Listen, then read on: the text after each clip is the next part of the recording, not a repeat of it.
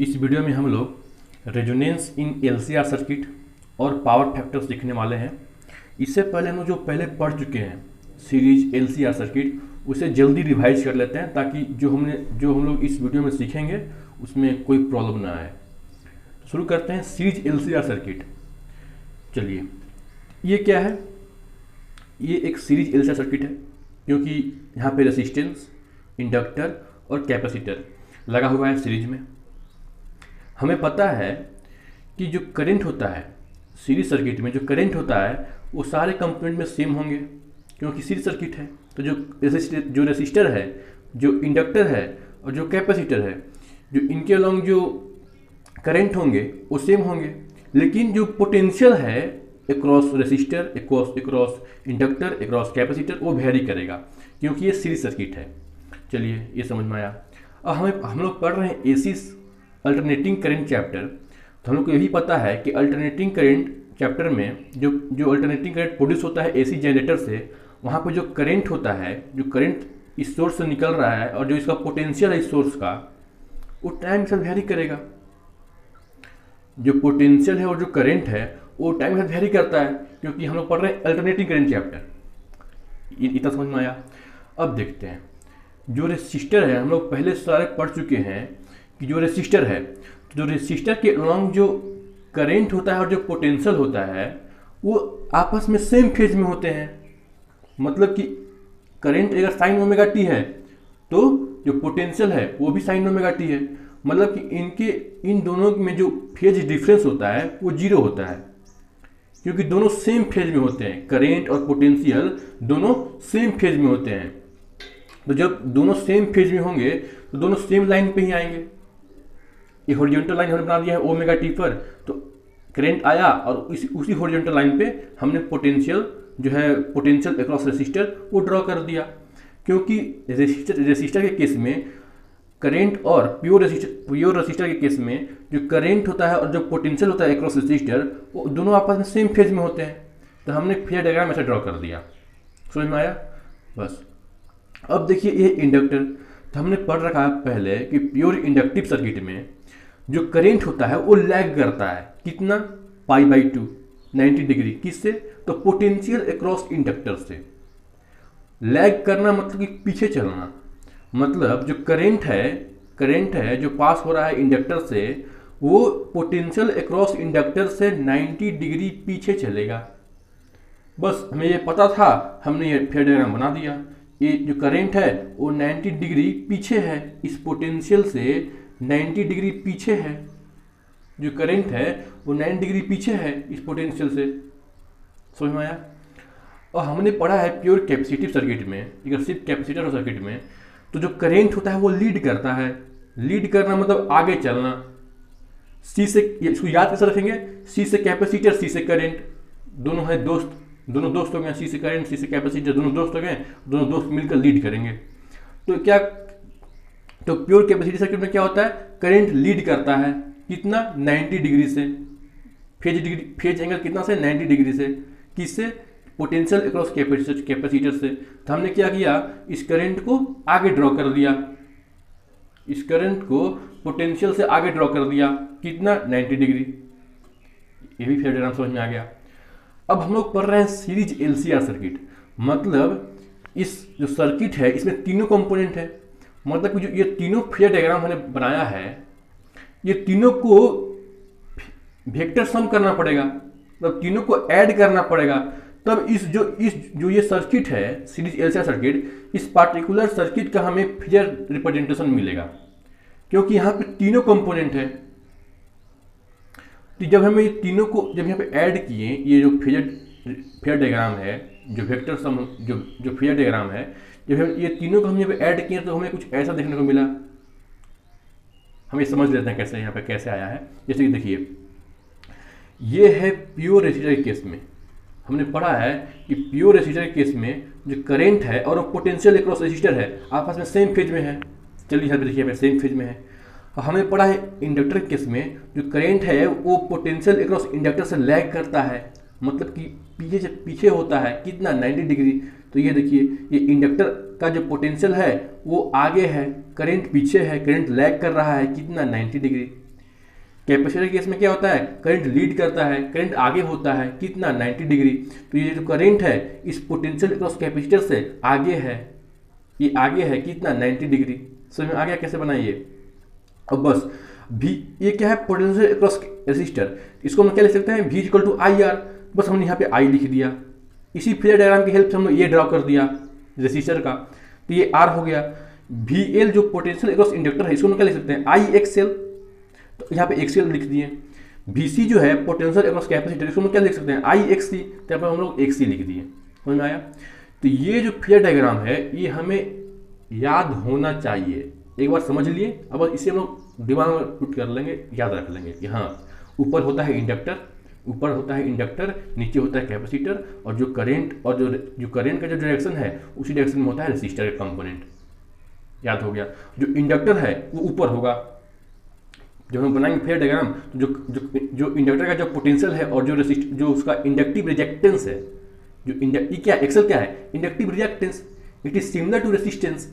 मतलब कि जो इंडक्टर मोशन को अपोज कर रहा होगा, जो मोशन को रेसिस्ट कर रहा होगा, उसे हमने बोल दिया इंडक्टिव रिएक्टेंस। एक नया टर्म यूज हुआ इस चैप्टर में, तो कंफ्यूज नहीं होना है।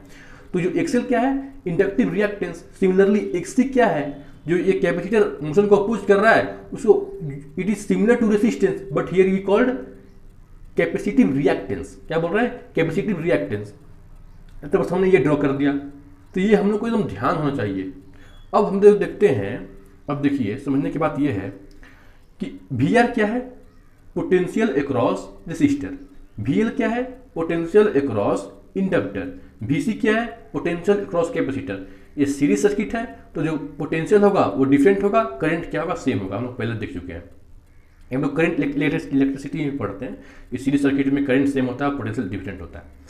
तो अगर हम देखें इस सोर्स का पोटेंशियल, सोचिए क्या होगा जब इसका पोटेंशियल अक्रॉस रेसिस्टर VR है, पोटेंशियल अक्रॉस इंडक्टर VL है, पोटेंशियल अक्रॉस कैपेसिटर VC है।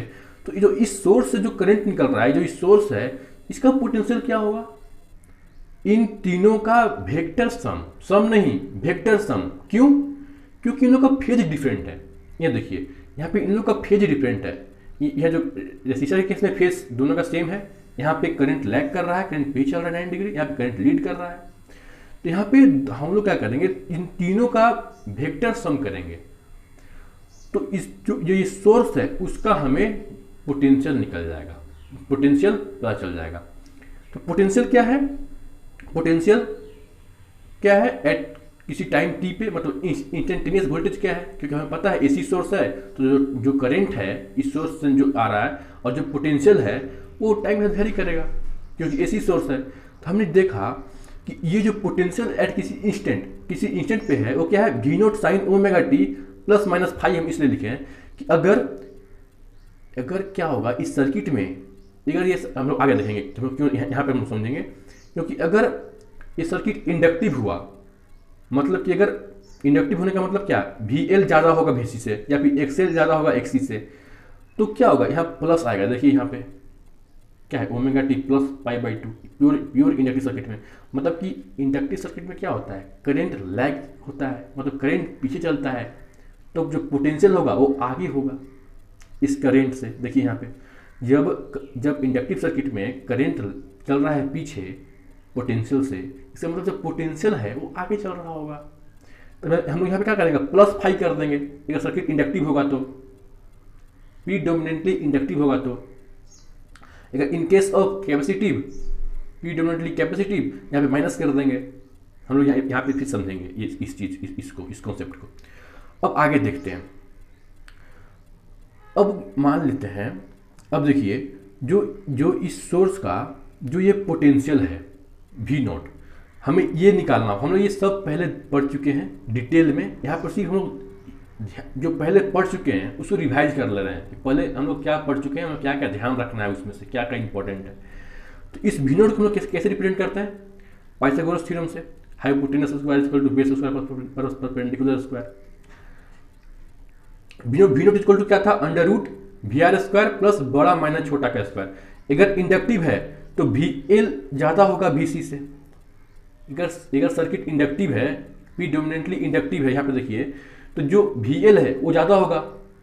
अगर कैपेसिटिव है तो जो VC है वो ज़्यादा होगा VL से। तो अगर सर्किट प्रीडोमिनेंटली इंडक्टिव है, मतलब कि अगर VL ग्रेटर देन VC है तो यहाँ पर क्या पुट करेंगे, VL माइनस VC का स्क्वायर। अगर कैपेसिटिव है तो VC माइनस VL का स्क्वायर। तो यहाँ पे V नोट क्या आया, इस पूरे सर्किट का पीक पोटेंशियल। V नोट क्या है, इस पूरे सर्किट का पीक पोटेंशियल। तो इसका वैल्यू क्या आया, equal to under root VR square plus बड़ा माइनस छोटा का स्क्वायर। अगर इंडक्टिव है तो VL माइनस VC का स्क्वायर, अगर कैपेसिटिव है तो VC माइनस VL का स्क्वायर। समझ में आया। सिमिलरली Z क्या होता है, Z क्या है, इसको लोग बोलते हैं इम्पीडेंस। क्या बोलते हैं, इम्पीडेंस। मतलब कि इस पूरे सर्किट का नेट रेसिस्टेंस क्या है, क्योंकि यहाँ पर रेसिस्टर भी है, इंडक्टर भी है, कैपेसिटर भी है। तो जो इस सर्किट का जो नेट रेसिस्टेंस होगा उसको हम लोग यहाँ पे नया टर्म यूज कर रहे हैं, इम्पीडेंस, रिप्रेजेंट करते हैं Z से। उसका वैल्यू क्या होता है, under root R square plus बड़ा माइनस छोटा का स्क्वायर। यहाँ पे क्या था, VR स्क्वायर। हम लोग पोटेंशियल देख रहे हैं, यहाँ पे हम लोग देख रहे हैं रेसिस्टेंस, इम्पीडेंस, इसको यहाँ पे नया टर्म यूज करते हैं, इम्पीडेंस देख रहे हैं। तो यहाँ पे क्या हुआ, R square under root R square plus बड़ा माइनस छोटा का स्क्वायर। अगर सर्किट इंडक्टिव है तो XL ज़्यादा होगा XC से, तो पता है। अगर सर्किट कैपेसिटिव है तो जो XC है वो ज़्यादा होगा XL से। तो अगर इंडक्टिव है तो XL माइनस XC का स्क्वायर, अगर कैपेसिटिव है तो XC माइनस XL का स्क्वायर। समझ में आया। तो हम लोग ये ध्यान रखना है, हम लोग ये सब पहले पढ़ चुके हैं, डिटेल में समझ चुके हैं, यहाँ पर रिवाइज कर रहे हैं। तो हम लोग जो याद करना है वो हम सिर्फ हमको बता रहे हैं। यहाँ पे याद क्या रखना है, हम लोग जब क्वेश्चन सॉल्व किए हैं, जब हम किए भी हैं, तो वहाँ पे क्या क्या हम लोग को काम में आया है, क्या क्या यूज में आया है, कौन कौन सा फार्मूला, तो बस हम लोग ये देख ले रहे हैं। तो ये एक तो इंपॉर्टेंट ये डायग्राम है, फेयर डायग्राम, एक ये फार्मूला, एक ये फार्मूला। अब देखते हैं tan फाई क्या होता है। tan फाई इसको तो याद रखना है, पहले याद कीजिए, फिर यहाँ पर देखिए समझ लेंगे। tan फाई क्या होता है, बड़ा माइनस छोटा डिवाइडेड बाई R। बड़ा क्या है, अगर कैपेसिटिव है तो XC माइनस XL, इंडक्टिव है तो XL minus XC equal by R। Cos phi क्या होता है, R बाई Z। Z क्या है, इम्पीडेंस। Z क्या है, इम्पीडेंस, मतलब पूरे सर्किट का जो नेट रेसिस्टेंस है उसको हम लोग नया टर्म यूज कर रहे हैं, इम्पीडेंस। तो यहाँ पे कॉस फाई क्या होगा, R बाई Z। तो एक ये फेयर डायग्राम, इम्पोर्टेंट 1, इम्पोर्टेंट 2 ये डायग्राम, ये फार्मूला, इम्पोर्टेंट 3 ये इम्पीडेंस का फार्मूला, इम्पोर्टेंट 4 क्या है, tan फाई, इम्पोर्टेंट 5 क्या है, cos फाई। इस cos फाई को हम लोग पावर फैक्टर भी बोलते हैं। हम लोग इस चैप्टर में, इसी वीडियो में हम लोग देखने वाले हैं। तो ये 5 इंपॉर्टेंट है, ये तो ध्यान ही रखना है, ध्यान ही रखना है, समझे। अब देखते हैं केस 1। इस सीरीज एलसीआर सर्किट में हम लोग सब पहले देख चुके हैं, यहाँ पर रिवाइज कर रहे हैं। इस सीरीज एलसीआर सर्किट में केस 1 क्या है कि अगर जो VL है, पोटेंशियल अक्रॉस इंडक्टर जो है वो ज़्यादा हो जाए पोटेंशियल अक्रॉस कैपेसिटर से, तो उसे हम लोग क्या बोलते हैं, इंडक्टिव सर्किट है। मतलब यहाँ पे पोटेंशियल अक्रॉस जो इंडक्टर है वो ज़्यादा है, किससे, पोटेंशियल अक्रॉस कैपेसिटर से। इसका मतलब जो सर्किट है, जो नेट सर्किट होगा वो क्या होगा, इसमें जो इंडक्टर है वो डोमिनेंट होगा, क्योंकि यहाँ पे जो पोटेंशियल अक्रॉस इंडक्टर जो है वो ज़्यादा है। तो फिर ये सर्किट कैसा होगा, डोमिनेंट, इंडक्टिव होगा। सिमिलरली अगर XL ज़्यादा हो XC से तो भी क्या होगा, सर्किट इंडक्टिव होगा, क्योंकि यहाँ पे इंडक्टिव कंपोनेंट ज़्यादा है। तो यहाँ पे डोमिनेंट कौन होगा, इंडक्टर होगा, तो सर्किट कैसा होगा, इंडक्टिव होगा। हमें पता है इंडक्टिव सर्किट में करंट लैग करता है, और प्योर इंडक्टिव सर्किट में, जहाँ जिस सर्किट में सिर्फ इंडक्टर ही लगा हो, वहाँ पे जो फेज डिफरेंस होता है वो कितना होता है, π/2, 90 डिग्री। लेकिन यहाँ पे प्योर तो है नहीं, यहाँ पर तो एलसीआर सर्किट है, तो यहाँ भी करंट लैगिंग करेगा, करंट पीछे ही चलेगा, लेकिन 90 डिग्री से नहीं, कुछ फाई एंगल से पीछे चलेगा। कितना से, कुछ फाई एंगल से पीछे चलेगा। ये फाई क्या है, फेज डिफरेंस है, जो कि 90 डिग्री से कम है। तो यहाँ पर देखते हैं, जैसे कि ये क्या है, ये हम लोग देख रहे हैं फेयर डायग्राम। ये क्या है, देखिए यहाँ समझिएगा, इस फेयर डायग्राम को ध्यान रखें ना, यहाँ से इसको समझिएगा। ये क्या है, करंट और जो पोटेंशियल अक्रॉस रेसिस्टर है वो दोनों आपस में सेम फेज में है, क्योंकि ये हम लोग ड्रा किए रेसिस्टर के केस में। रेसिस्टर के केस में क्या होता है, करंट और पोटेंशियल अक्रॉस रेसिस्टर वो सेम फेज में होते हैं, तो सेम है। अब क्या है, VL ज़्यादा है VC से। ये जो VL है वो पोटेंशियल अक्रॉस जो इंडक्टर है वो ज़्यादा है VC से, क्योंकि सर्किट इंडक्टिव है। डोमिनेंट कौन है, इंडक्टर। सर्किट कैसा हुआ, प्रीडोमिनेंटली इंडक्टिव सर्किट हुआ। अगर ज़्यादा होगा VL VC से, तो VL क्या कहेगा, इसको बोलेगा तुम ऊपर आ जाओ, क्योंकि हम डोमिनेंट है। तो ये क्या होगा, वेक्टर ऊपर आ जाएगा, ये समझने के लिए इसे कर रहे हैं। ये क्या हो जाएगा, ऊपर आ जाएगा, तो यहाँ देखिए ऊपर आ गया, तो क्या हो गया VL minus VC, VL minus VC। अब देखते हैं, ये है पोटेंशियल अक्रॉस रेसिस्टर, ये है VL माइनस VC, बड़ा माइनस छोटा। अब जो नेट जो पोटेंशियल होगा वो किसी इस डायरेक्शन में होगा, यहाँ पे देखिए इस डायरेक्शन में, इसको हम बोल रहे हैं V नोट से। ये V नोट क्या है, यहाँ देखिए ये V नोट क्या है, सोर्स का पीक पोटेंशियल है। क्योंकि हमने क्या किया, इन तीनों, इन ये जो है potential resistor, potential across inductor, potential across capacitor, इन तीनों का देखिए वेक्टर सम करके हम लोग निकाल रहे हैं नेट डायरेक्शन इस सोर्स का। तो ये V नोट क्या है, ये सोर्स का पीक पोटेंशियल है, समझे। V नोट क्या है, सोर्स का पीक पोटेंशियल। अब देखिए अगर सर्किट इंडक्टिव है, अगर सर्किट इंडक्टिव है तो करंट, ये जो करंट है, ये पोटेंशियल है, करंट क्या है, लैग कर रहा है। अगर सर्किट इंडक्टिव होगा तो करंट लैग ही करेगा, करंट लैग कर रहा है, लेकिन यहाँ पे कुछ फाई एंगल से लैग कर रहा है, कुछ फाई एंगल से, यहाँ पे कुछ फाई एंगल से पीछे है। मतलब जो पोटेंशियल है, नेट पोटेंशियल है इस सर्किट का, वो आगे है करंट से, कितना, फाई।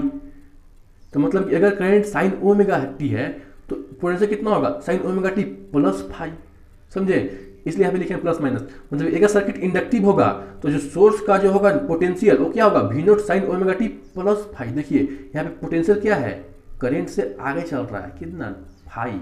मतलब कि यहाँ पे करंट लैग कर रहा है क्योंकि इंडक्टिव सर्किट है। यहाँ पे डोमिनेंट कौन है, इंडक्टर। सिमिलरली हम लोग यहाँ देख लिए, वी आर को क्या लिख सकते हैं, आई आर, तो आर लिख दिए, वी एल को क्या लिख सकते हैं, आई एक्सएल, बी सी क्या लिख सकते हैं, आई एक्स सी, बस यहाँ एक्सएल माइनस एक्स सी कर दिए। और ये क्या आ गया, जेड क्या आ गया, इस सर्किट का नेट रेसिस्टेंस, इसको हम यहाँ पे बोलते हैं इम्पीडेंस। जेड को क्या बोलते हैं, इम्पीडेंस। तो जो जेड है वो भी आगे चल रहा है, वो भी आगे है, करंट यहाँ भी पीछे है, करंट तो लैगिंग करेगा क्योंकि यहाँ पे डोमिनेंट कौन है, इंडक्टर। समझ आया। सिमिलरली हम लोग यहाँ पे देख लिए, ये अगर सर्किट में VC ज़्यादा होगा तो सर्किट कैसा होगा, कैपेसिटिव। XC ज़्यादा होगा, एक्सएल से सर्किट कैपेसिटिव होगा। कैपेसिटिव सर्किट हम देख लिए हैं कि जो करंट होता है वो लीड करता है फाई एंगल से। तो सिमिलरली अगर VC ज़्यादा होगा तो इसको बोलेगा भाई तू नीचे आ जा, तो नीचे आ गया। बस समझने के लिए, जैसे हम लोग वेक्टर सम कर रहे हैं ना, वेक्टर सम, तो ये अगर ये ज़्यादा है तो इससे ये ज़्यादा टर्म, ज़्यादा क्वांटिटी है तो हम लोग क्या करेंगे, ज़्यादा में से कम को डिवाइड सबट्रैक्ट करेंगे। तो इसको हम इस वेक्टर को जो है इसको हम नीचे ले आए, तो नीचे ले आए तो क्या कर दिया, माइनस VL, मतलब VC माइनस VL, क्योंकि यहाँ पे बड़ा VC है। सर्किट कैसा है, प्रीडोमिनेंटली कैपेसिटिव सर्किट है। सिमिलरली क्या होगा, XC माइनस XL होगा। तो जो नेट पोटेंशियल है वो किसी इस डायरेक्शन में आएगा, और यहाँ पे करंट लीड करेगा, मतलब करंट आगे चलेगा पोटेंशियल से। इस पोटेंशियल है, ये पोटेंशियल किसका है, सोर्स का। यहाँ देखिए V नोट, क्योंकि हम लोग वेक्टर सम किए हैं, तो ये नेट पोटेंशियल आएगा इस पूरे सर्किट का। ये नेट रेसिस्टेंस है, इसको बोलते हैं जेड से इम्पीडेंस बोलते हैं। ये नेट है, नेट रेसिस्टेंस है, इसको बोल रहे हैं इम्पीडेंस। तो यहाँ पे करंट क्या चल रहा है, आगे चल रहा है फाई से। समझ में आया, ये समझ में आ गया। अब देखिए हम लोग tan फाई कैसे लिखे हैं। देखिए यहाँ पे tan फाई क्या होगा, tan फाई क्या होगा, इस वेक्टर को यहाँ पे शिफ्ट कर दी। इस वेक्टर जो है एक्सएल माइनस एक्सी, इसको हम यहाँ पे शिफ्ट करते हैं। यहाँ पे मान लीजिए ऐसे आ गया, वेक्टर शिफ्ट कर सकते हैं ना, यहाँ पे ऐसे शिफ्ट कर दिए। क्या गया, XL minus XC. tan phi क्या आएगा, P बाई बी। P क्या है, एक्सएल माइनस एक्सी, यहाँ पे क्या है, XL minus XC by R. इसी में ध्यान रखें कि हम लोग लिखे बड़ा माइनस छोटा। यहाँ पे क्या होगा, VC माइनस, यहाँ पे इसको शिफ्ट करेंगे तो ऐसे आएगा, VC माइनस BL हो जाएगा, VC माइनस BL। यहाँ पे VC minus BL by sorry यहाँ पे क्या, VC minus BL by R. तो यहाँ पे हम लोग क्या लिख दिए, बड़ा माइनस छोटा। अगर सर्किट इंडक्टिव है तो एक्सएल माइनस एक्सी कर देंगे, अगर सर्किट कैपेसिटिव है तो XC माइनस XL कर देंगे। समझ में आ रहा है ना। हम लोग यहाँ पर रिवाइज कर रहे हैं, हम लोग पहले इसको डिटेल में देख चुके हैं। रिवाइज इसलिए कर रहे हैं कि लोग जो आगे पढ़ने वाले रेजोनेंस, इसी वीडियो में रेजोनेंस और पावर फैक्टर, उसमें कुछ प्रॉब्लम ना आए। अब रेजोनेंस में क्या होता है, बस यही तो इंपॉर्टेंट है, क्योंकि हम यही पढ़ने वाले हैं इस वीडियो में। रेजोनेंस क्या होता है, रेजोनेंस में होता है VC जो पोटेंशियल अक्रॉस कैपेसिटर और जो पोटेंशियल अक्रॉस इंडक्टर है वो दोनों आपस में सेम होते हैं। XC इक्वल टू XL, एक कंडीशन है रेजोनेंस का। तो जब ये दोनों सेम है, दोनों कंपोनेंट, तो दोनों कट जाएगा। जैसे कि 5JK माइनस 5JK, ये ऊपर ये नीचे, 5JK माइनस 5JK कट गया, 0। तो मतलब भाई जो ये सर्किट है, एलसीआर सर्किट, ये तो फिर तो रेसिस्टिव हो गया, क्योंकि ये दोनों कट गए तो सिर्फ बचा सर्किट में, सिर्फ यही ना बचा, और ये बचा यहाँ पे करंट और जो पोटेंशियल है दोनों सेम फेज में है, और सेम फेज में किस में होते हैं, प्योर रेसिस्टिव सर्किट में। यहाँ पे देखिए, इसका मतलब at resonance LCR circuit behave as a pure resistive circuit, क्योंकि जो नेट जो पोटेंशियल है सोर्स का भी वो किसके बराबर होगा, वी आर का बराबर होगा।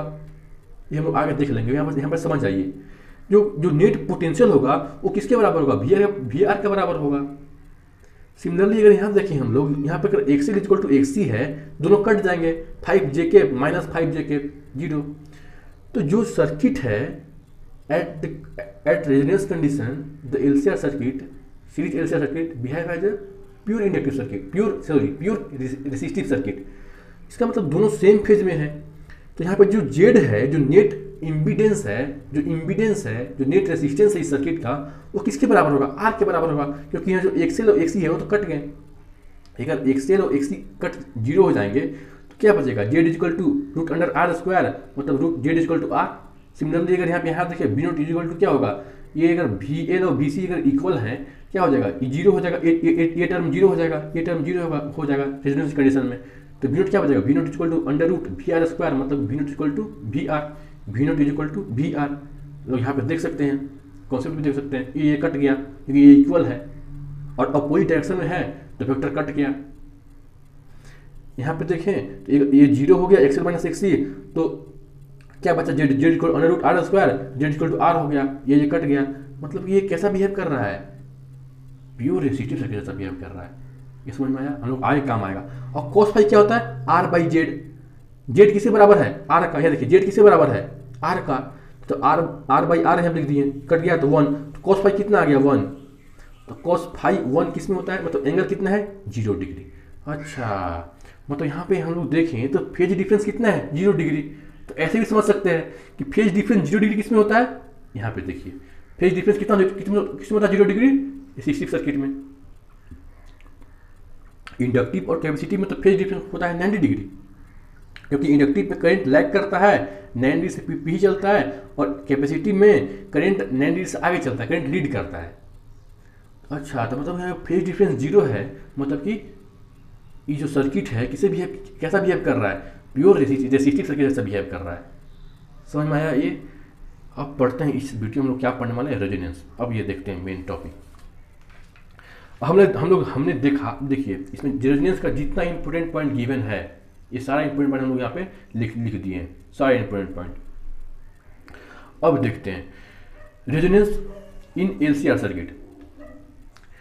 फर्स्ट इंपॉर्टेंट पॉइंट हमने क्या देखे कि VC इक्वल टू VL, मतलब रेजोनेंस कंडीशन में क्या होता है, VC इक्वल टू VL, मतलब potential across capacitor equal to potential across inductor, और capacitive reactance is equal to inductive reactance. अच्छा, ये हमने पहला कंडीशन देख लिया, फर्स्ट इंपॉर्टेंट पॉइंट। अगर VC इक्वल टू VL है तो XC को हम लोग क्या लिख सकते हैं, 1 बाई ओमेगा सी, XL को लिख सकते हैं ओमेगा L। देखिए इस XC को हम लोग क्या लिख सकते हैं, 1 by omega C is equal to 1 by 2 pi F, omega को लिखते हैं 2 pi F C, 2 pi F C.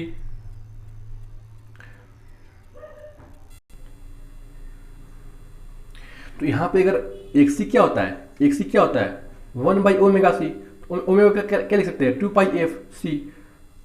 तो इसको हम लोग क्या लिखे हैं, ओमेगा, XC को क्या लिखे हैं 1 बाई ओमेगा सी। एक्सेल को क्या लिख सकते हैं, एक्सेल इक्वल टू क्या होता है ओमेगा एल, मतलब 2 पाई एफ एल। हम लोग को पता है जो एक्सेल होता है, जो इंडक्टिव रिएक्टेंस होता है वो होता है डायरेक्टली प्रोपोर्शनल टू फ्रीक्वेंसी। यहाँ पे देखिए जो एक्सी होता है कैपेसिटिव रिएक्टेंस, वो होता है inversely proportional to frequency. XL होता है डायरेक्टली प्रोपोर्शनल टू फ्रीक्वेंसी। तो हम आया, तो यहाँ पे हम लोग एक्सी को क्या लिखे हैं 1 बाई ओमेगा सी, एक्सेल क्या लिखे हैं ओमेगा एल। अच्छा, तो ओमेगा क्या आया, रेजोनेंस कंडीशन में जो ओमेगा क्या आया equal to 1 by under root L C. अच्छा, हम लोग ये देख लिए। अच्छा, जो रेजोनेंट फ्रीक्वेंसी इसको हम क्या लिख सकते हैं, ओमेगा क्या लिख सकते हैं, ओमेगा नोट को 2 pi F note. F note क्या है, रेजोनेंट फ्रीक्वेंसी है, मतलब कि फ्रीक्वेंस रेजोनेंस कंडीशन में जो फ्रीक्वेंसी होगा उसको क्या बोलते हैं, रेजोनेंट फ्रीक्वेंसी। अच्छा, तो एफ नोट क्या आया 1 by 2 pi under root L C. देखा कि अच्छा यहाँ पे जो रेजोनेंट फ्रीक्वेंसी है वो सिर्फ डिपेंड कर रहा है किस पे, एल और सी पे, आर पे डिपेंड नहीं कर रहा है। ये हमने एक सीख लिया कुछ कॉन्सेप्ट कि अच्छा जो रेजोनेंट फ्रीक्वेंसी है वो एल और सी पे डिपेंड कर रहा है, आर पे डिपेंड नहीं कर रहा है। अच्छा ठीक है, अब हमने थर्ड पॉइंट क्या देखा, जेड इक्वल टू क्या होता है, under root R square plus बड़ा माइनस छोटा का स्क्वायर। तो मान लेते हैं कि एक्सएल बड़ा है, एक्सएल माइनस एक्सी का स्क्वायर। यहाँ पर दोनों इक्वल है ना, कंडीशन रेजोनेंस है, तो एक्सएल इक्वल टू एक्सी, ये हो जाएगा 0। अच्छा तो जेड इक्वल टू क्या हो गया, आर, अंडर रूट आर का स्क्वायर मतलब क्या आ जाएगा, आर। तो जेड इक्वल टू जो नेट इम्पीडेंस है, जो नेट रेजिस्टेंस है सर्किट का, वो किसके बराबर हो जाएगा, आर के बराबर। हमने कहा अच्छा इस सर्किट में रेजोनेंस कंडीशन में जो इम्पीडेंस होता है वो मिनिमम होता है। ये समझ में आ गया। चलिए अब देखते हैं फोर्थ पॉइंट, वो क्या देखते हैं, करंट, नेट करंट, जो करंट पास हो रहा है सर्किट में। हमें पता है करंट क्या होता है, आई नोट क्या होता है, V naught by Z, V equal to I R, तो I equal to V by R. यहाँ पे सर्किट एलसीआर है, तो यहाँ पे आएगा एम्पीडेंस, नेट रेसिस्टेंस, तो यहाँ पे क्या लिखें, जेड। और हमने देखा जो जेड होता है, यहाँ देखिए जो जेड होता है रेजिस्टेंस कंडीशन में वो आर के बराबर होता है। अच्छा मतलब कि अगर डिनोमिनेटर मिनिमम है, अगर Z minimum equal to R है, इसका मतलब जो करेंट होगा, जो करंट का जो एम्पलीट्यूड होगा वो मैक्सिमम होगा। अच्छा रेजोनेंस कंडीशन में जो करंट होता है वो मैक्सिमम होता है। ये समझ में आ गया। चलिए ठीक है, अब देखते हैं टेन फाई। टेन फाई हम लोग क्या देखते हैं, बड़ा माइनस छोटा बाई आर, पीछे हम लोग रिकैप किए थे, समराइज किए थे। तो यहाँ पर दोनों बराबर है, एक्सएल और एक्सी, तो ये टर्म हो गया 0, आर डिवाइड करेंगे 0 से कितना आएगा 0, तो फाई कितना आ गया, टेन फाई 0, मतलब फाई कितना, एंगल कितना आ गया 0। ठीक है, हम देखते हैं टेन 0 डिग्री इक्वल टू क्या होता है 0, टेन 30 डिग्री इक्वल टू क्या होता है 1/√3, टेन 45 डिग्री इक्वल टू क्या होता है 1, टेन 60 डिग्री इक्वल टू क्या होता है √3, टेन 90 डिग्री इक्वल टू क्या होता है इनफाइनाइट। हम लोग ये पहले देख चुके हैं। तो अगर टेन फाई अगर 0 डिग्री है, मतलब फाई कितना है 0 एंगल है। अच्छा तो यहाँ पे जो फेज डिफरेंस है वो 0 है। तो फेज डिफरेंस 0 कब होता है, रेसिस्टिव सर्किट में। इसका मतलब जो एलसीआर सर्किट है रेजोनेंस कंडीशन में प्योर रेसिस्टिव सर्किट जैसा बिहेव कर रहा है। ये समझिए। चलिए और यहाँ पे ध्यान दें, तो यहाँ पे जो करंट है, जो पीक करंट है, वो किसके बराबर आया, वी नॉट बाई आर। मतलब जो पीक करंट है वो सिर्फ रेसिस्टेंस पे डिपेंड कर रहा है। इंडक्टर और कैपेसिटर जो है, उसका जो इंडक्टेंस और कैपेसिटेंस है उन लोग पे डिपेंड ही नहीं करता। अच्छा जो पीक करंट है वो सिर्फ आर पे डिपेंड कर रहा है।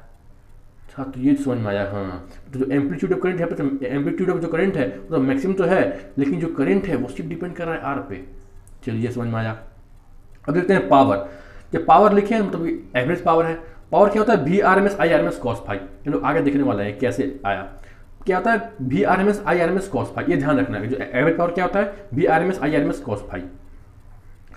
तो यहाँ पे कॉस फाई अगर यहाँ पे 0 डिग्री है, अगर फाई अगर 0 डिग्री है, अगर फाई अगर 0 डिग्री है, तो कॉस 0 डिग्री इक्वल टू क्या होगा 1, तो इंटू 1, तो कॉस फाई क्या होगा 1।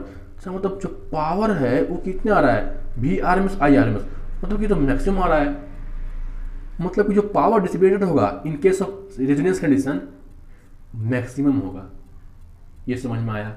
अब देखिए 7 इंपॉर्टेंट पॉइंट देखते हैं। हम लोग को पता है ये क्या बना है, ये फेजर डायग्राम। तो हम लोग पता है जो VL होता है पोटेंशियल अक्रॉस इंडक्टर, यहाँ पे देखिए फर्स्ट पॉइंट में, और VC, ये दोनों आपस में बराबर होते हैं। मतलब कि 5J माइनस 5J दोनों कट गए, तो सिर्फ सर्किट में क्या बचा, रेसिस्टर। मतलब कि जो V0 है वो किसके बराबर है, VR के बराबर। जो नेट पोटेंशियल है वो किसके बराबर है, VR के बराबर। ये आप समझ में आया। हाँ मतलब कि ये सर्किट कैसा बिहेव कर रहा है, रेसिस्टिव सर्किट के साथ बिहेव कर रहा है। क्योंकि यहाँ पे जो करंट और जो पोटेंशियल है, नेट करंट और नेट पोटेंशियल, आई यहाँ पे जो आई है करंट, और जो V0 है नेट पोटेंशियल, पीक पोटेंशियल जो सोर्स का है, एसी सोर्स का, वो दोनों आपस में सेम फेज में है। सेम फेज में कब होते हैं, प्योर रेसिस्टिव सर्किट में। अच्छा मतलब रेजोनेंस कंडीशन में जो एलसीआर सर्किट है वो प्योर रेसिस्टिव सर्किट जैसा बिहेव करता है। ये समझ में आया। अब इसे हम लोग ऐसे रिप्रेजेंट कर दिए। तो यहाँ पे ये जो एक्सएल इक्वल टू एक्सी है, तो दोनों कैंसिल हो गया। जो जेड है वो किसके बराबर आया, आर के बराबर। ये कितना है, मिनिमम है। लोग यहाँ पे देख चुके हैं, यहाँ पे देखिए। तो ये लोग यहाँ पे समझा दिए कॉन्सेप्ट से, समझ में आया। अब देखते हैं 8 पॉइंट ग्राफ, सब गिवन एनसीईआरटी में। ग्राफ क्या गिवन है एनसीईआरटी में, variation of I not with omega, मतलब कि पीक करंट का गिवन है ओमेगा से। तो ये देखते हैं, तो यहाँ पे देखना है एक फर्स्ट पॉइंट है, एक फर्स्ट यहाँ पे दो ग्राफ रिप्रेजेंट किए हैं। तो फर्स्ट ग्राफ हम कब रिप्रेजेंट कर रहे हैं, जब रेसिस्टेंस 100 ओम है, और सेकंड ग्राफ है जब रेसिस्टेंस दुगना है, मतलब कि 200 ओम है। यहाँ पे जो इंडक्टेंस और जो कैपेसिटेंस है वो सेम है।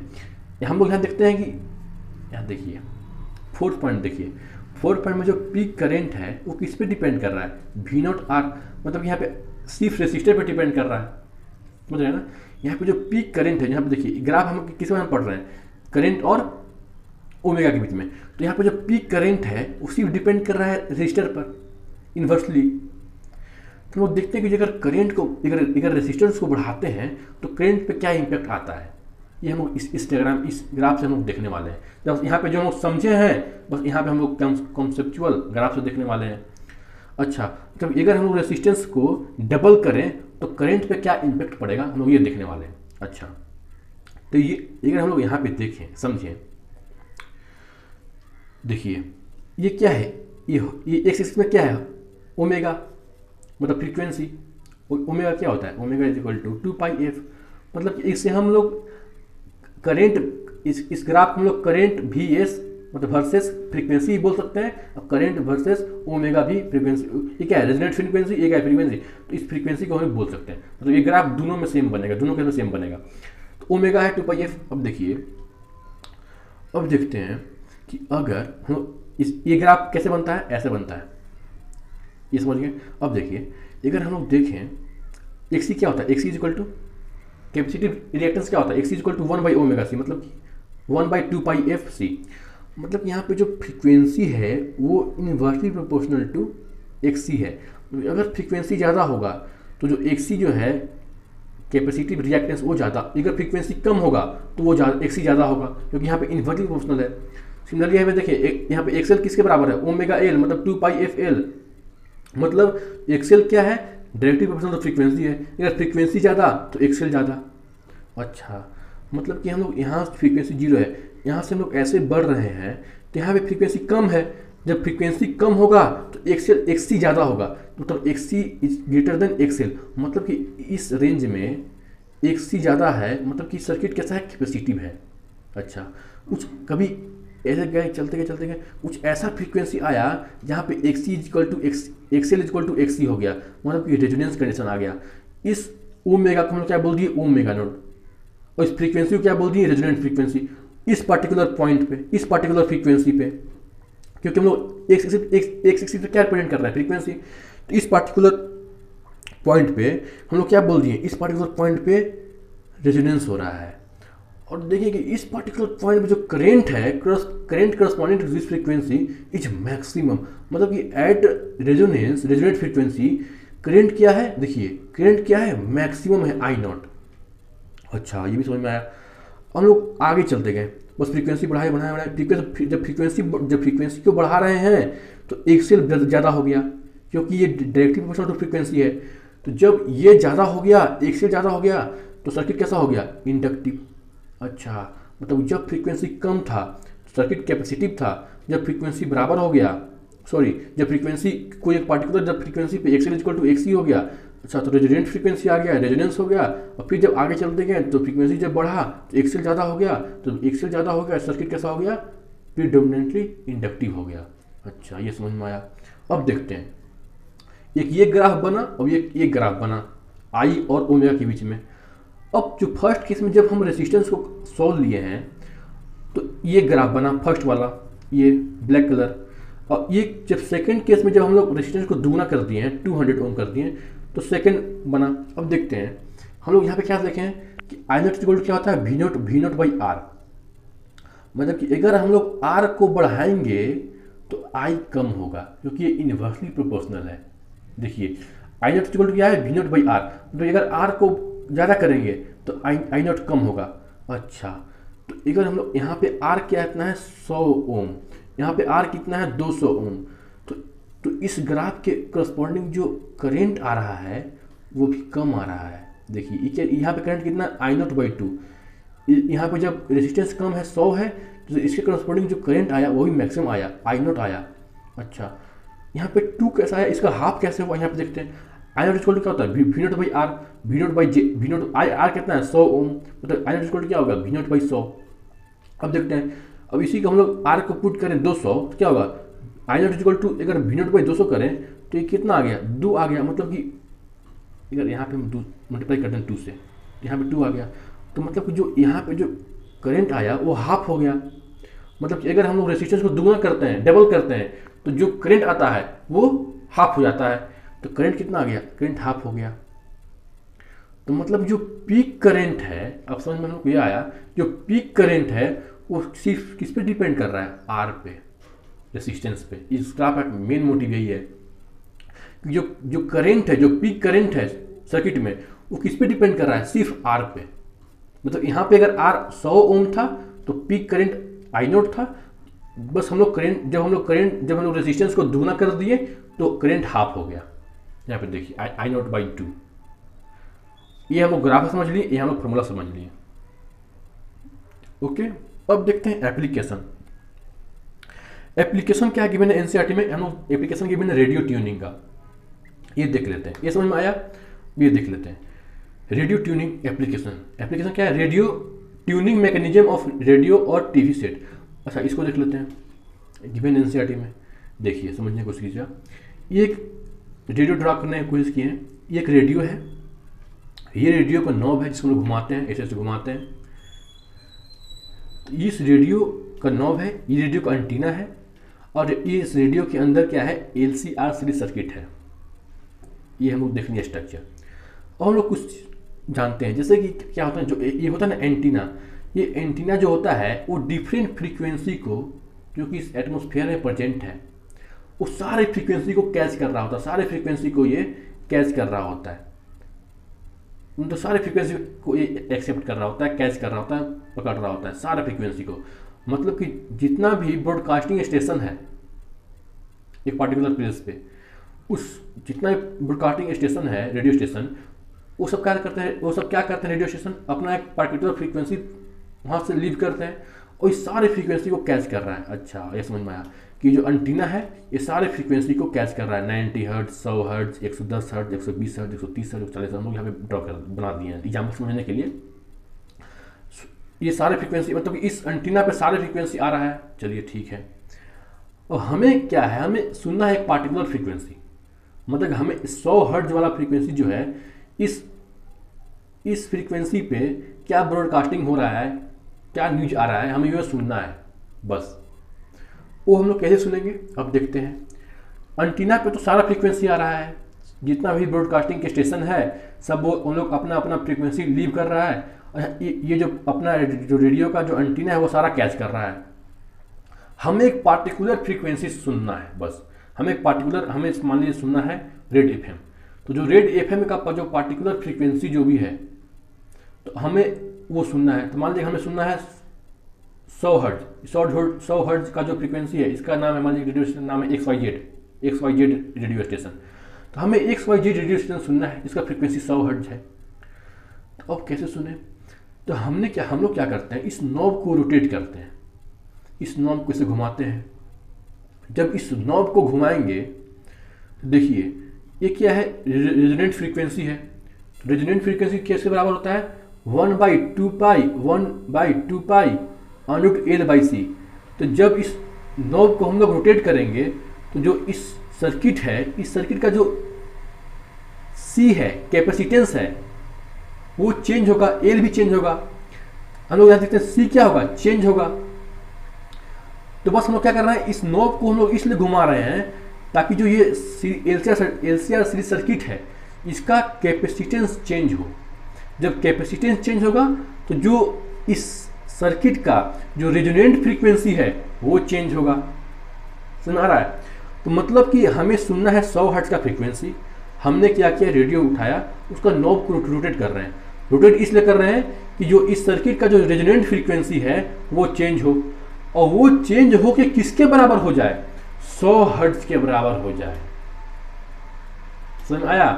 कि मतलब ये जो फ्रीक्वेंसी को हम लोग चेंज कर रहे हैं, इसको नॉब को घुमाकर, तो ये जब ये रेजोनेंट फ्रीक्वेंसी है इस 100 हर्ट्ज के बराबर हो जाएगा ना, जब रेजोनेंट फ्रीक्वेंसी है, यहाँ देखिए, जब रेजोनेंट जो फ्रीक्वेंसी है वो 100 हर्ट्ज के जो बराबर हो जाएगा ना, तो जो इसके करस्पॉन्डिंग जो करंट है ना, करंट, यहाँ देखिए करंट, वो मैक्सिमम फ्लो करेगा।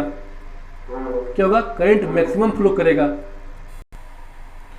हम लोग देखें कि अगर इसके अलोंग जो करंट है वो मैक्सिमम है तो क्या होगा?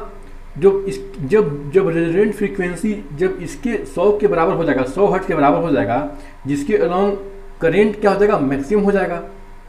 तो हमें क्या होगा?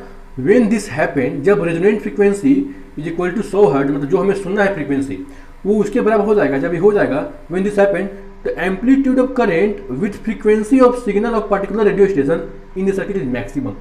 मतलब जब जो रेजोनेंट फ्रीक्वेंसी है वो इज इक्वल टू हो जाएगा frequency of radio signal received, जो फ्रीक्वेंसी में सुनना है उसके बराबर हो जाएगा। तो उस कंडीशन में क्या होगा? जो एम्पलीट्यूड ऑफ जो करंट है वो मैक्सिमम हो जाएगा। जब करंट सर्किट में मैक्सिमम फ्लो करेगा तो उसके करस्पॉन्डिंग क्या होगा? हमें रेडियो ट्यूनिंग सुनाई देना शुरू हो जाएगा। समझ में आया? फिर से देखते हैं। ये एंटीना है, रेडियो का एंटीना है, ये सारा फ्रीक्वेंसी कैच कर रहा है। हमें सुनना है 100 हर्ट्ज का फ्रीक्वेंसी। जब हमें सुनना है 100 हर्ट्ज का फ्रीक्वेंसी, हमें सुनना है 100 हर्ट्ज का फ्रीक्वेंसी। अब देखिए, ये रेडियो का एंटीना है, ये सारा फ्रीक्वेंसी कैच कर रहा है। हमें सुनना है 100 हर्ट्ज का फ्रीक्वेंसी। तो हमने क्या किया? इस नॉब को रोटेट किया। जब हम लोग ये जब हम लोग ये नॉब को रोटेट कर रहे हैं तो ये सी चेंज हो रहा है, एल चेंज हो रहा है। जब सी एल चेंज होगा तो फ्रीक्वेंसी चेंज होगा इस पार्टिकुलर सर्किट का। और जब ये फ्रीक्वेंसी 100 हर्ट्ज के बराबर हो जाएगा, क्योंकि हमें 100 हर्ट्ज फ्रीक्वेंसी सुनना है, तो जब ये रेजोनेंट फ्रीक्वेंसी ये 100 हर्ट्ज के बराबर हो जाएगा, जो हमें सुनना है फ्रीक्वेंसी उसके बराबर हो जाएगा, तो इसके करस्पॉन्डिंग, उस फ्रीक्वेंसी के करस्पॉन्डिंग जो सर्किट में करंट फ्लो हो रहा होगा वो मैक्सिमम होगा। यहाँ पे देखिए, एट रेजोनेंस जो फ्रीक्वेंसी है उसके करस्पॉन्डिंग, उस फ्रीक्वेंसी के करस्पॉन्डिंग, एट रेजोनेंस जो फ्रीक्वेंसी होता है उस फ्रीक्वेंसी के करस्पॉन्डिंग जो करंट होता है वो देखिए मैक्सिमम है, आई नॉट मैक्सिमम है। और जब करंट मैक्सिमम होगा तो हमें वो पार्टिकुलर रेडियो स्टेशन का जो ब्रॉडकास्टिंग हो रहा होगा, जो न्यूज चल रहा होगा, वो हमें सुनाई देना शुरू हो जाएगा। समझ में आया? समझ में आया? अब देखिए नेक्स्ट आप पढ़ने वाले हैं हम लोग शार्पनेस ऑफ रेजोनेंस। मतलब कि रेजोनेंस शार्पनेस मतलब कि हमें जो आवाज आ रहा है वो शार्पनेस कैसा, मतलब कि उसका जो क्वालिटी फैक्टर हो, जो क्वालिटी हो वो ज़्यादा कैसा हो, मतलब कि एक साथ दो साउंड हमें सुनाई ना देना चाहिए। मतलब कि जैसे कि इस 90 हर्ट्ज 100 हर्ट्ज है। अब क्या होता है, कभी कभी हम लोग नॉब को रोटेट कर रहे हैं और एक साथ दोनों का आवाज आना शुरू हो जाता है। तो उसमें क्या होता है, शार्पनेस रेजोनेंस कैसे आया, मतलब कि जो बैंडविड्थ है आगे देखेंगे वो मिनिमम कैसे हो, क्वालिटी फैक्टर ज़्यादा कैसे हो, हम लोग ये देखने वाले हैं। मतलब ये भी इंपॉर्टेंट है शार्पनेस रेजोनेंस। अब देखिए हमने क्या किया, देखा रेडियो ट्यूनिंग में हमने क्या किया, देखिए जैसे फिर समझते हैं, शायद समझ में ना आया हो। देखिए ये है रेडियो, ये है इसका एंटीना, ये सारा फ्रीक्वेंसी कैच कर रहा है, हमें पता है। इस रेडियो के अंदर क्या है, एक एलसीआर सर्किट है, ये रेसिस्टर है, ये इंडक्टर है, ये कैपेसिटर है, ये एसी सोर्स कनेक्ट है, सर्किट है। ये क्या है, नॉब है, इसे हमने क्या कर रहे हैं, रोटेट कर रहे हैं। जब हम लोग इसे रोटेट करेंगे तो ये एंटीना है, सारा फ्रीक्वेंसी कैच कर रहा है। जब हम इसे रोटेट करेंगे तो हमें पता है रेजोनेंट फ्रीक्वेंसी इक्वल टू क्या होता है, 1/2π√LC।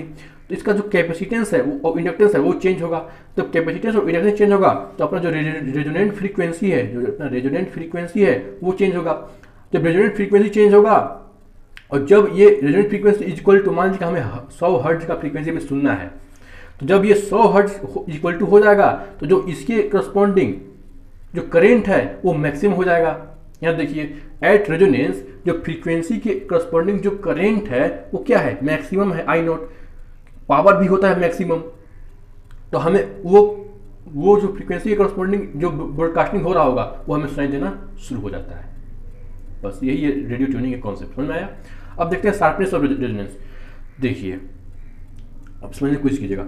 ये एक ग्राफ आया, हम लोग पहले देख चुके हैं, ओमेगा और आई नोट के बीच में जो ग्राफ आता है ये आया। ये क्या है, इधर क्या होता है, हम लोग क्या कर रहे हैं, फ्रीक्वेंसी को बढ़ा रहे हैं। जब फ्रीक्वेंसी कम होता है तो क्या होता है, XC ज़्यादा होता है XL से। मतलब कि यहाँ पे क्या है, यहाँ पे कैपेसिटिव सर्किट है।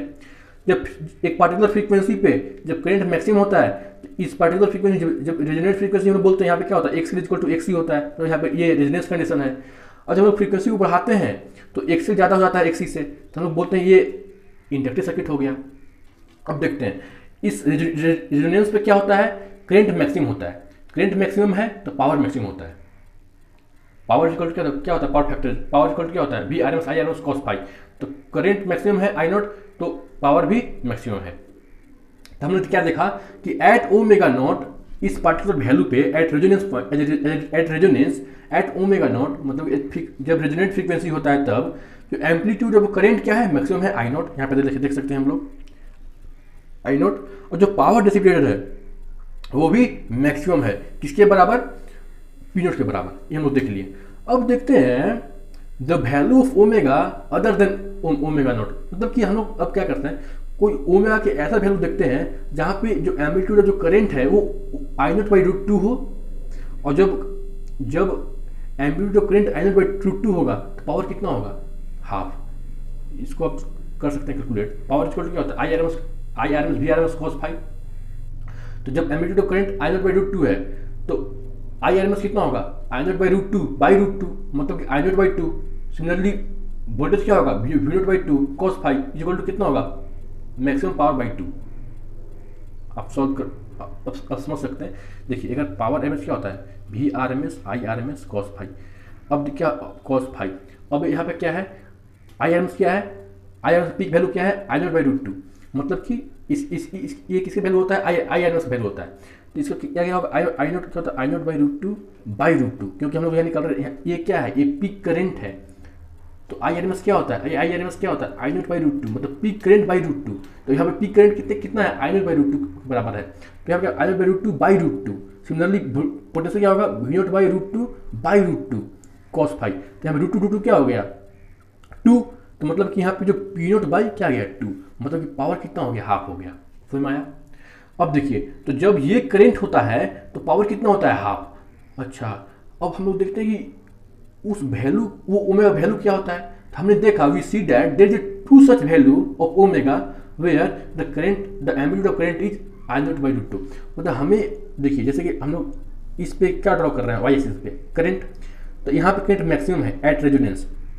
अब देखते हैं कुछ ऐसा ओमेगा का वैल्यू जहाँ पे current I naught by root 2 हो, तो हमें कुछ ये पॉइंट मिला जहाँ पे करंट है आई नॉट बाई रूट 2 है।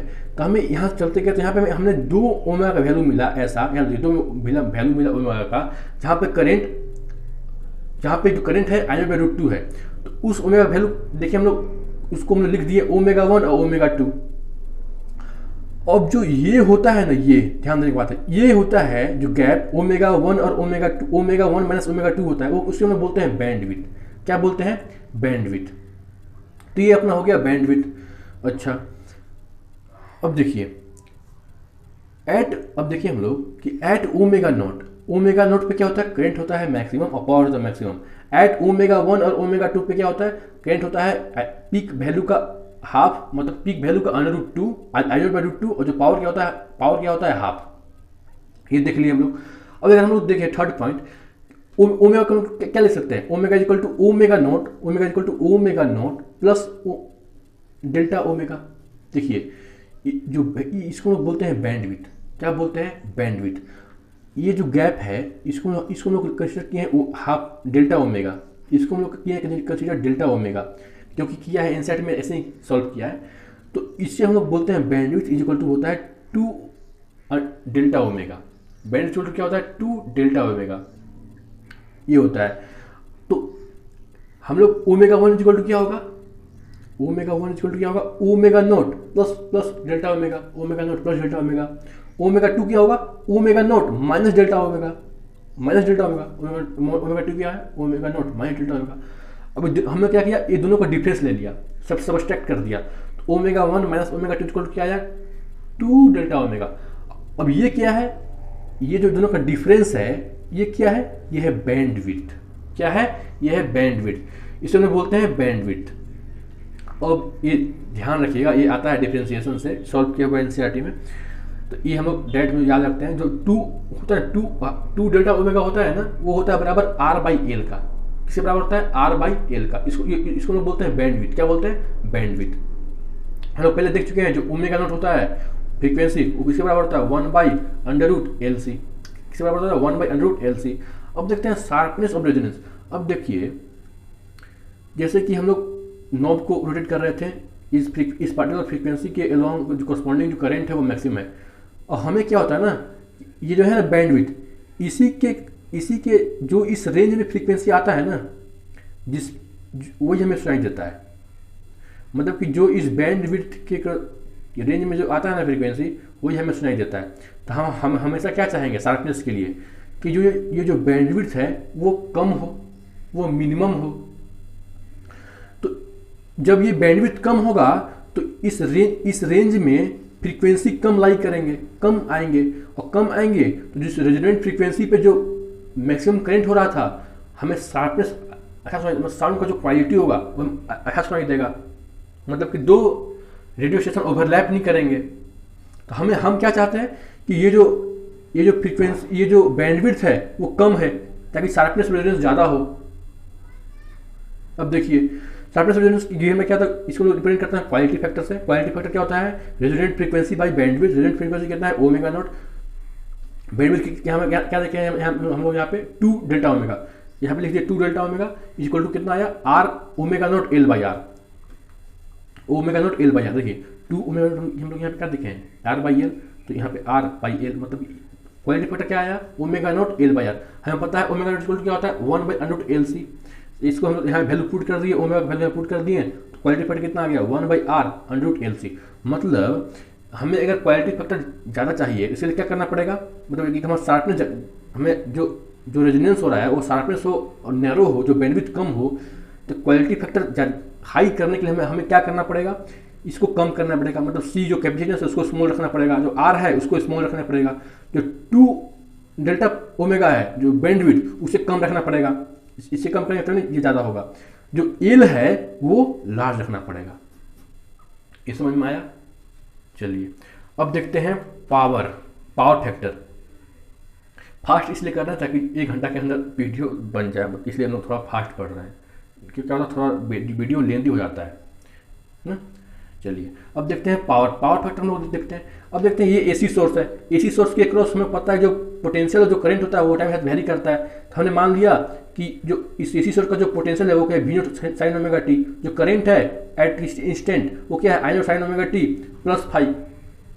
अब देखते हैं इंस्टेंटेनियस पावर क्या होता है, किसी पार्टिकुलर इंस्टेंट में पावर क्या होगा, भी पावर का क्या होता है वी आई, मतलब पोटेंशियल इंटू करंट। तो यहाँ पे पोटेंशियल और करंट टाइम वेरी कर रहा है, यहाँ पे जो पोटेंशियल और करंट हम लोग किसी इंस्टेंट पे लिखेंगे, क्योंकि हम लोग निकाल रहे हैं इंस्टेंटेनियस पावर। तो वी एट पार्टिकुलर टाइम क्या होगा V naught sine omega t. यहाँ पे देखिए आई कितना है I naught sine omega T plus 5। यहाँ पे देखिए मतलब ये अपना क्या आ गया, ये अपना आ गया इंस्टेंटेनियस पावर, ये वैल्यू जो कि एग्जाम में बहुत कम पूछता है। एग्जाम में पूछता क्या है 99% क्या पूछता है एवरेज पावर, क्या पूछता है एवरेज पावर। और जब इसी का हम लोग लेते हैं एवरेज, जब इस जो वैल्यू आया इंस्टेंटेनियस पावर, जब लोग इसका एवरेज निकालते हैं तो हमें क्या मिलता है V0/√2 I0/√2 cos phi। V0/√2 क्या होता है VRMS, I0/√2 क्या होता है IRMS और cos phi। अब ध्यान रखने बात यहाँ देखिए, ये इंपॉर्टेंट है, जो एवरेज पावर होता है वो किससे बराबर होता है VRMS IRMS cos phi।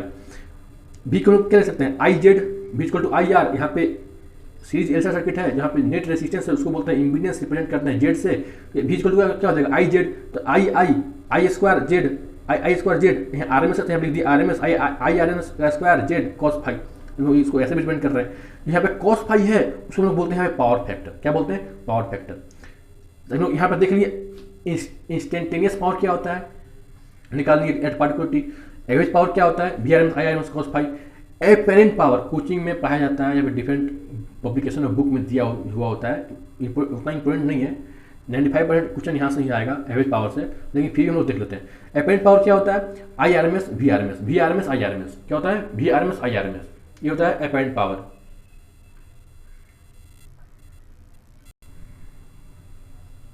तो हमने यहाँ पे देखा इंस्टेंटेनियस पावर वो क्या होता है, ये वैल्यू आया इंस्टेंट पावर एक पर्टिकुलर इंस्टेंट पे क्या होता है V एट पर्टिकुलर टाइम और I at particular time. Average power क्या होता है VRMS IRMS cos phi। यहाँ पे cos phi क्या है पावर फैक्टर, ये भी देख लिए। एपेरेंट पावर क्या होता है एपेरेंट पावर VRMS IRMS। अब देखते हैं डिफरेंट कंडीशन में कि पावर का वैल्यू क्या होगा। अब हमें पता है केस वन लेते हैं रेसिस्टिव सर्किट। इसमें पता है कि जो आई है और जो भी है इनके अलॉन्ग जो होते हैं फेज डिफरेंस होता है जीरो। जब फेज डिफरेंस जीरो होगा तो जो कॉस फाई इक्वल टू क्या होगा 1, कॉस फाई क्या होगा 1। जब कॉस फाई 1 होगा तो पावर कैसा होगा maximum. Average power equal to क्या होता है, पावर इक्वल टू हमें हमेशा याद रखिए क्या होता है V R M S I R M S cos phi, ये हमेशा याद रखिए I R M S cos phi. जब कॉस फाई इक्वल टू 1 है मतलब पावर मैक्सिमम होगा, क्योंकि यहाँ पे जो करंट और वोल्टेज है वो बस में क्या है सेम फेज में है। तो हमें ध्यान में आया कि अच्छा अगर करंट और वोल्टेज सेम फेज में है मतलब रेसिस्टिव सर्किट है, उस कंडीशन में क्या होता है जो फ्लक्स जो फाई है मतलब कि जो फेज डिफरेंस है वो जीरो होता है। इसका मतलब जो कॉस फाई 1 होगा मतलब पावर मैक्सिमम होगा। अब हम लोग देखते हैं प्योर इंडक्टिव सर्किट और कैपेसिटिव सर्किट। इसमें क्या होता है कि जो फेज डिफरेंस होता है वो किसके बराबर होता है π/2 मतलब कि 90 डिग्री। हमें पता है कि जो सर्किट होता है इंडक्टिव तो करंट लैग करता है 90 डिग्री से। यहाँ पे फाई कितना है 90 डिग्री। अगर कैपेसिटिव सर्किट है तब करंट लीड करता है तो यहाँ पे फाई कितना है 90 डिग्री। तो अगर फाई 90 डिग्री है तो कॉस फाई क्या होगा जीरो मतलब कि कोई पावर डिसिपेट नहीं होगा। तो उस कंडीशन हम लोग करंट को क्या बोलते हैं वाटलेस करंट मतलब पावर डिसिपेट नहीं हो रहा है तो वो क्या है वाटलेस करंट है। अच्छा तो हमें ये समझ में आया अच्छा यहाँ पे रेजिस्टेंस केस में क्या है मैक्सिमम पावर है और इंडक्टिव और कैपेसिटिव केस में क्या है पावर जीरो है, क्योंकि जो फेज डिफरेंस है करंट और वोल्टेज के बीच में वो 90 डिग्री है। इंडक्टिव में करंट लैग करता है, कैपेसिटिव में करंट लीड करता है 90 डिग्री है। ये भी समझ में आ गया। अब देखते हैं सीरीज एलसीआर सर्किट। इसमें क्या बोला है एनसीईआरटी फाई में B non zero in RL RC और आरएलसी सर्किट। इसको समझते हैं। देखिए tan फाई क्या होता है समझिएगा। tan फाई क्या होता है बड़ा माइनस छोटा बाई आर। मतलब यहाँ कर मान लेते हैं एक्सी बड़ा है XC minus XL by R. अब देखिए इस केस में आर क्या है आरएल सर्किट है तो इस केस में tan फाई क्या होगा एक्सएल बाई आर। अगर हम लोग आर को जीरो कर दें समझिएगा, अगर हम लोग आर को यहाँ पे जीरो कर दें मान लीजिए कि इस आर को जीरो करते हैं आर को जीरो कर दें तो tan फाई क्या होगा इन्फिनाइट। और tan फाई इन्फिनाइट मतलब कि फाई क्या आया एंगल क्या आया 90 डिग्री। जब फाई 90 डिग्री आया मतलब कि cos 90 क्या होगा जीरो मतलब कि नो पावर डिसिपेटेड। समझ में आया। देखिए इस केस में क्या है इस सर्किट है आरसी सर्किट आर और सी है तो यहाँ पे tan फाई क्या होगा tan phi equal to XC by R. अगर हम लोग यहाँ पे आर को जीरो कर दें tan phi equal to infinite. अगर आर को जीरो कर दें तो ये वैल्यू क्या होगा इन्फिनाइट। जब tan फाई इन्फिनाइट है तो फाई कितना होगा 90 डिग्री फाई 90 डिग्री तो cos फाई क्या होगा cos 90 इक्वल टू क्या होगा जीरो मतलब कि कोई पावर डिसिपेट नहीं होगा। तो हमें ये समझ में आया कि भाई आर को तो जीरो नहीं करना है कि अगर आर को जीरो जैसे रेजिस्टेंस जीरो हो गया तो पावर जीरो हो जाएगा, ये पता चला। तो इसलिए बोला है कि फाई में भी नॉन जीरो कब होगा जब आर रेजिस्टेंस जीरो के बराबर नहीं होना चाहिए। जहां रेजिस्टेंस जीरो हो गया तब तो पावर जीरो हो जाएगा। देखिए अगर यहाँ पे tan फाई क्या होगा tan फाई इक्वल टू बड़ा माइनस छोटा बाई आर मतलब XC minus XL by R. अगर आर को जीरो कर दिए तो जो tan फाई है वो आ गया इन्फिनाइट। जब tan फाई इन्फिनाइट मतलब फाई इक्वल टू 90 डिग्री तो cos 90 इक्वल टू क्या होता है जीरो। और जब cos फाई जब जीरो हो गया तो मतलब हम जब निकालेंगे पावर क्या होता है V R M S I R M S cos phi. तो इसको यहाँ पे देखेंगे जीरो तो पावर क्या आ गया जीरो। अच्छा मतलब कि अगर रेसिस्टेंस जीरो है भाई तो जो पावर कोई डिसिपेट नहीं होगा सर्किट में, तो मतलब कि रेसिस्टेंस को जीरो नहीं करना है। तो हमको ये समझ में आया कि power is dissipated only in resistor मतलब कि रेसिस्टर में ही सिर्फ पावर हमें देखने को मिलता है। अगर हम लोग रेसिस्टर को जीरो कर दिए तो पावर जीरो हो जाएगा। समझ में आया। अब देखते हैं केस 4 क्या है एट रेजोनेंस। अब देखिए अब रेजोनेंस केस में क्या है यहाँ पे देखिए एक सी इक्वल टू रेजोनेंस केस में क्या होता है एक सी इक्वल टू एक्सएल होता है V C equal to V L होता है। तो एक्स इक्वल टू एक्सएल है तो यहाँ पे क्या हो जाएगा tan फाई इक्वल टू आएगा जीरो यहाँ पे देखिए XC minus XL by R. जब ये वैल्यू हो जाएगा जीरो तो tan फाई क्या आएगा 0 डिग्री। तो फाई क्या आएगा एंगल फाई क्या आएगा 0 डिग्री। तो cos जीरो इक्वल टू क्या होता है 1 मतलब मैक्सिमम पावर डिसिपेट होगा। अच्छा पावर मैक्सिमम कब होता है रेसिस्टिव सर्किट में। लोग पहले भी देख चुके हैं कि जब सीरीज एलसीआर सर्किट में जब रेजोनेंस होता है तो सर्किट कैसा बिहेव करता है प्योर रेसिस्टिव सर्किट जैसा। और प्योर रेसिस्टिव सर्किट के केस में क्या है पावर मैक्सिमम है। तो यहाँ भी क्या है पावर मैक्सिमम है। समझ में आया। तो हमें यह समझ में आया एट कंक्लूजन कि जो पावर है वो सिर्फ रेसिस्टर के कारण होता है। पावर सिर्फ रेसिस्टर के कारण ही होता है। ये समझ में आया। अब हम लोग नेक्स्ट वीडियो में क्या देखने वाले हैं, ये वीडियो थोड़ा सा हम लोग फास्ट देखे हैं पावर फैक्टर और शार्पनेस ऑफ रेजोनेंस, इसलिए क्योंकि वीडियो थोड़ा लेंदी हो जाता है, इसलिए हम लोग थोड़ा फास्ट देख लिए। आप थोड़ा स्लो करके भी वीडियो को देख सकते हैं। अगर आप यहाँ तक वीडियो को देखें तो बहुत बहुत बहुत धन्यवाद। हम लोग नेक्स्ट लेक्चर में पढ़ने वाले हैं एलसी ऑसिलेशन, फिर उसके बाद पढ़ेंगे ट्रांसफार्मर, फिर एसी चैप्टर खत्म हो जाएगा। तो बहुत बहुत धन्यवाद। अगर आप लोग अभी तक बने रहे हैं तो इसलिए बहुत बहुत धन्यवाद। और एक इम्पोर्टेंट रिक्वेस्ट है आपसे कि आप लोग ज़रूर कमेंट लिखा कीजिए ताकि हमें कुछ फीडबैक मिले। आप लोग ज़रूर कमेंट किया कीजिए।